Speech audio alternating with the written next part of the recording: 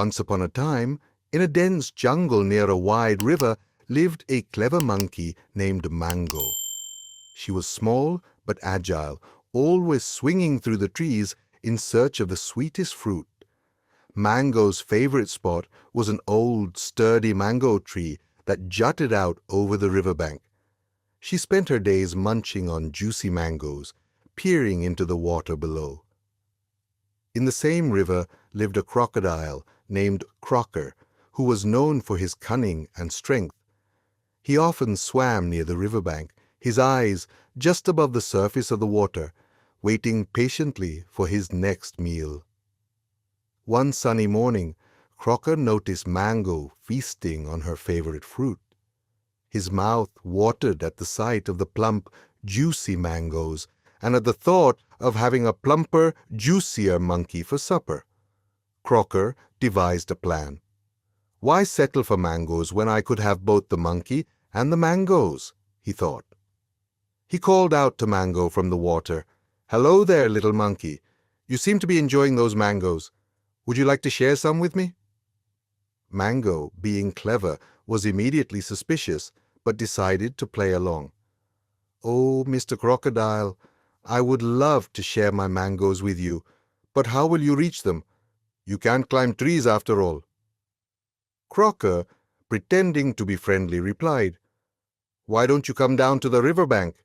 You can toss a few mangoes to me and I'll catch them." Mango, not willing to risk coming too close, said, "Mr. Crocodile, you know I'm not a good thrower. Why don't you come up here instead?" The crocodile, beginning to show his true colors, snapped back, "Enough playing around, monkey. Come down here, or I'll come up and get you." Realizing the danger, Mango thought fast. She said, all right, I'll come down, but can you promise me something in return?"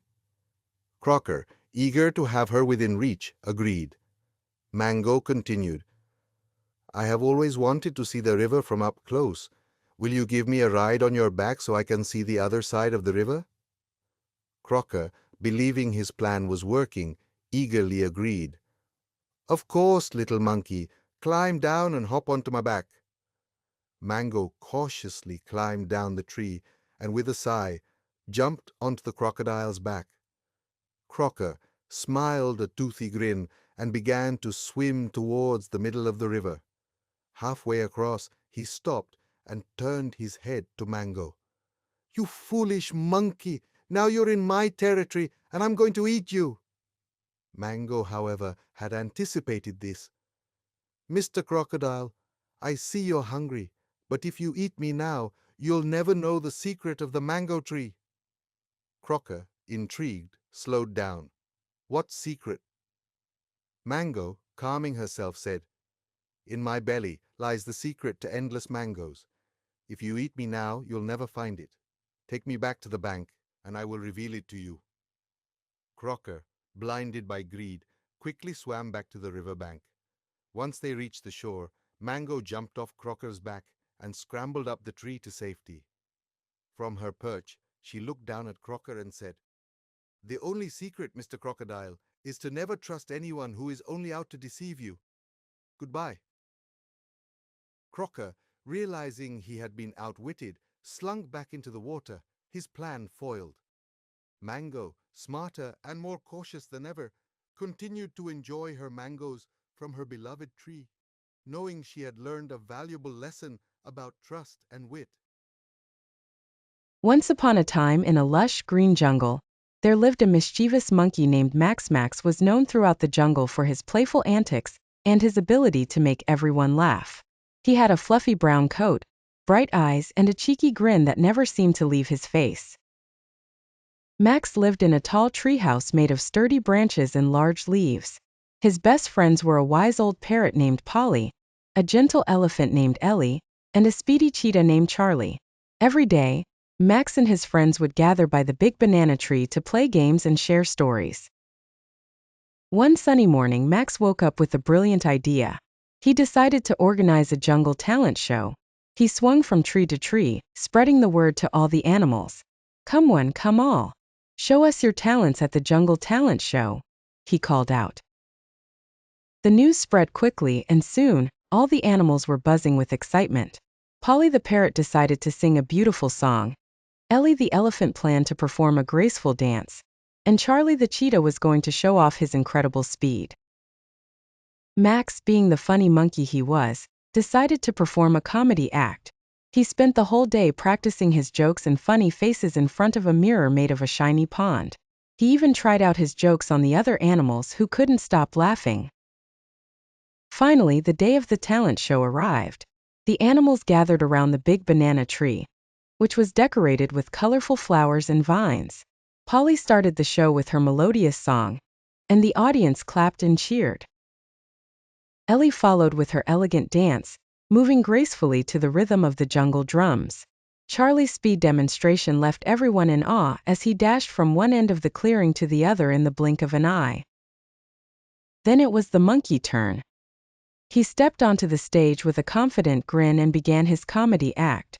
"Why did the banana go to the doctor?" he asked. The animals looked at each other, puzzled. "Because it wasn't peeling well," Max exclaimed, and the jungle erupted in laughter. Max continued with his jokes, each one funnier than the last.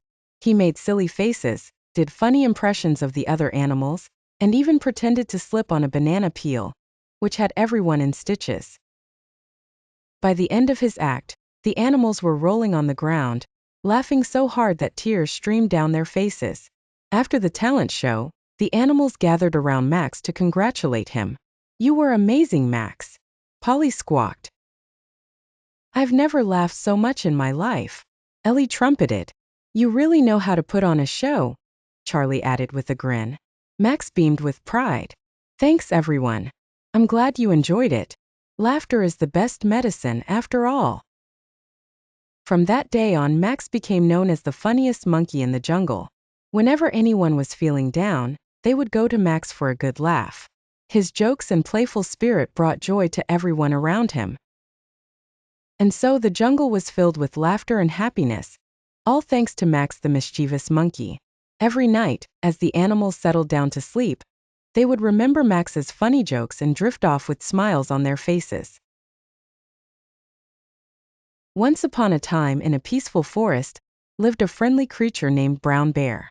His fur was soft and warm, and his heart was even warmer. Every night, as the stars twinkled in the sky, Brown Bear would settle into his cozy den, ready for a good night's sleep. But one evening, no matter how much he tried, Brown Bear just couldn't fall asleep. He turned left and right in his soft bed of leaves and moss, trying to get comfortable, but sleep wouldn't come. Brown Bear sighed and thought, "Maybe I'm just not tired yet. I wonder what lies beyond the big blue river?" He had always been curious about the world outside his forest home. With a spark of adventure in his heart, Brown Bear decided to take a little nighttime walk. He crept quietly out of his den, careful not to wake the other animals, and padded softly through the trees. The moon was shining brightly, lighting his path as he made his way toward the big blue river. When he reached the riverbank, Brown Bear noticed something extraordinary. There, standing on the edge of the water, was a tiny creature with wings that shimmered in the moonlight. It was Luna, the Moonlight Fairy. "Hello, Brown Bear," Luna said softly. "What brings you to the river so late at night?" "I couldn't sleep," Brown Bear replied, "and I was wondering what's beyond the river." Luna smiled and said, "Beyond the river is the Enchanted Meadow, a magical place where dreams come to life. Would you like to see it?" Brown Bear's eyes sparkled with excitement. "Oh yes, please." With a flick of her wand, Luna created a sparkling bridge across the big blue river. Brown Bear followed her across, his paws softly patting on the shimmering stones. When they reached the other side, Brown Bear gasped.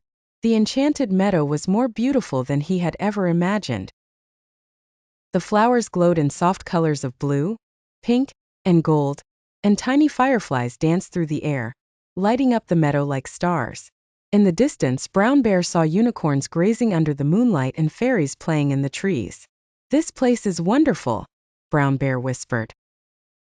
Luna nodded and said, "But the most magical part of the meadow is yet to come. Let's meet the Dream Keeper." The dream keeper? Brown Bear asked, intrigued. Yes, Luna replied. The dream keeper watches over all the dreams of the forest creatures. He makes sure everyone has peaceful, happy dreams. Curious, Brown Bear followed Luna to the center of the meadow, where a giant silver tree stood. At the base of the tree sat an old wise owl with golden feathers and kind eyes. This was the dream keeper. Welcome, Brown Bear, said the dream keeper in a deep, gentle voice. I hear you couldn't sleep tonight. Brown Bear nodded. Yes, I was too curious about what's beyond the river. The dream keeper chuckled softly. Sometimes curiosity can keep us awake. But I have something that will help you rest peacefully. The dream keeper reached up into the tree and pulled down a glowing silver feather. This is a dream feather, he said, handing it to Brown Bear. Place it under your pillow when you go to bed, and it will fill your dreams with peace and wonder. Brown Bear carefully took the feather, feeling its soft, magical glow.